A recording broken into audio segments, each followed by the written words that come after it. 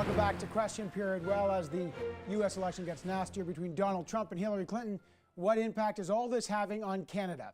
Let's find out. Joining me now, David Frum, former speechwriter for the former President George W. Bush, now the senior editor at The Atlantic magazine, and of course, welcoming back in the scrum our bureau chief Joyce Napier, Globe and Mail reporter Laura Stone, and the esteemed Craig Oliver. Right? I mean, I can say that. Let me start with you, David. Welcome to Question Period. You've been following another almost implausible week in the U.S. campaign with Donald Trump going to Mexico and then his speech. But the debate about values has now entered the Canadian context with CPC, the Conservative candidate Kelly Leitch, raising the issue of vetting immigrants in a survey. Do you think that the debate about immigration and vetting immigration that you see in the States could come to Canada? Donald Trump splashes with discredit a lot of ideas that are pretty solid. The Netherlands, since 2006, has applied tests to immigrants to make sure that they don't bring misogynistic, anti-Semitic, and homophobic values with them. The Danes have a long pattern of not allowing visas for spouses if a Dane marries a foreign national unless the spouse is over 24 to head off child marriage in immigrant communities. The world is full of people who are very different one from another. And a lot of countries that have faced internal security problems want barriers at the border to screen out people who won't adjust. Joyce, I mean, here you see Donald Trump, everyone talks about Donald Trump. Now Kelly Leitch has raised this issue. Justin Trudeau's in China, and he's raised the issue of promoting Canadian values. Is it time to have a real debate about this? Well, it's always time to have a debate about, about values, about Canadian values. I mean, Donald Trump didn't export this conversation. This conversation is a conversation that every society has about these kind of values. Craig. On the question of values debate in Canada, especially on immigration and immigrants, I think we had one in the last federal election, yes. And the Conservatives failed very badly. So Kelly Leitch, once again, is showing a disastrous lack of judgment in keeping this going. She of the snitch line that even the Mounties gagged at. I think she would be far better use as a pediatric surgeon, where she's badly needed, than as a Conservative leader. Oh, maybe she needs some communication advice, probably. I would argue that this debate's already here, though. We have Francois Legault from the CAQ already proposing this very idea, and maybe that's what fueled Kelly Leitch's survey question to vet immigrants. And I think Donald Trump kind of is reinvigorating this debate, and he is a popular person. We can't discount everything that he's proposing. He has a chance of winning the presidency, so I believe this issue is coming to Canada because of him. But the issue, David Frum, is we know it's got a populist constituency out there, or nativist, pick your term on this stuff. The question is, can you expand the tent? For Donald Trump, he needs to expand the tent to win. The Conservatives here need to expand their tent to win. Is this the way to do it? I don't know whether it's an issue that wins elections. It's important.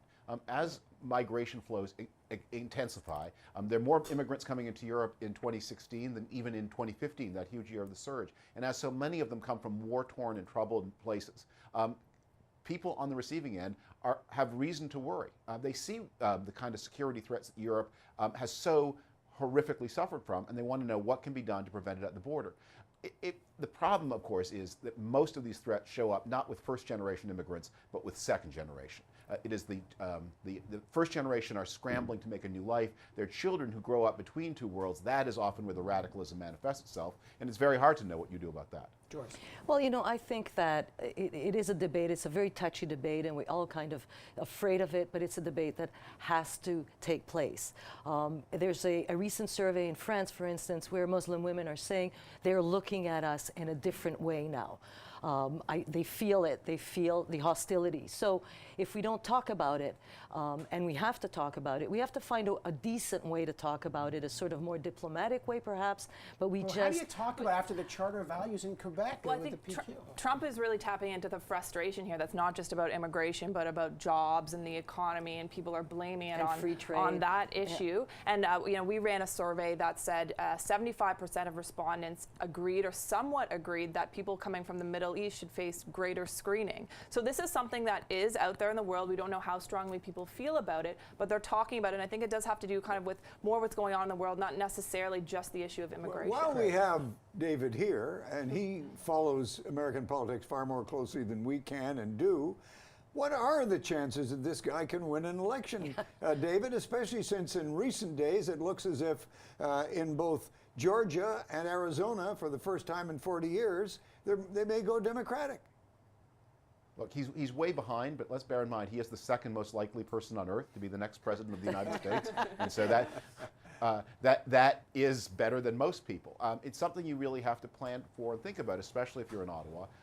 It's a real contingency. He's probably going to lose, but right now one of the reasons he looks like he's losing so badly is because there are these very inflated numbers in polls for the Green Party and the Libertarian Party. I don't believe that Jill Stein, of whom no one has ever heard, is going to draw twice as many votes as Ralph Nader did in the year 2000, Ralph Nader being one of the most famous people in the United States. But to believe that Trump is going to finish before 40, you have to assume, yeah, Jill Stein gets 5, the Libertarians get 10. I don't believe that's going to happen. Yeah, and I think Trump running ahead in Arizona, this is like, you know, the Conservatives running ahead in Alberta. I don't know if that's necessarily where they need to win, but I got about 2 minutes here, and real quick, I asked Brian Mulroney this question: how concerned should Canadians be about the anti-NAFTA, anti-free trade deal rhetoric that's coming out, this protectionism, Joyce, that's coming out of the U.S. right now? But you know, we hear that at every single American election campaign.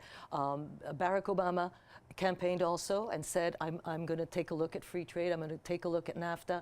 It seems that protectionism is a populist and a popular conversation during an election campaign. Then reality takes over when they become president, prime ministers, or whatever. The Republicans in Congress are free traders. Yes. And I don't think they're going to let it happen. Yeah. And Trump knows that. David, But the Republicans are... Go ahead. The Republicans may well lose the Senate, and the 3 Republicans who are most in danger, Rob Portman from Ohio, Patrick Toomey from Pennsylvania, Ron Johnson from Wisconsin, are strong free traders. They're all in terrible danger and very likely to be replaced by strongly protectionist Democrats. The dynamic has been that you have had a Republican Congressional Party committed to free trade and Democratic presidents committed to free trade. You may find after 2016 that you have a Democratic Senate that is very protectionist, and it becomes impossible to negotiate new deals, even if the old ones stay in place. And Hillary Clinton has come out against TPP. Yeah. She may not have been sincere about that, but if there's a Democratic Senate, they will hold her to that pledge. Last word to you, Laura Stone, on that. I think the TPP, the Trans-Pacific Partnership, another trade deal in the Pacific region, that's in danger because no American candidate supports it, as David talks about.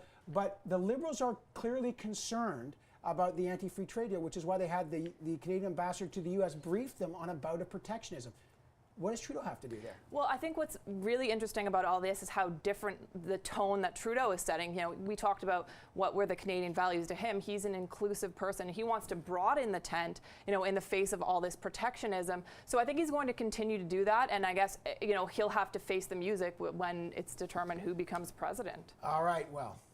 And we're still, after Labor Day is when that campaign really kicks off. I want to thank David Frum, our special guest, for joining us in this part of the Scrum, senior editor of the Atlantic Magazine, our bureau chief, Joyce Napier, reporter for the Globe and Mail, Laura Stone, and the esteemed political commentator. Is that good? Thank you. Craig Oliver.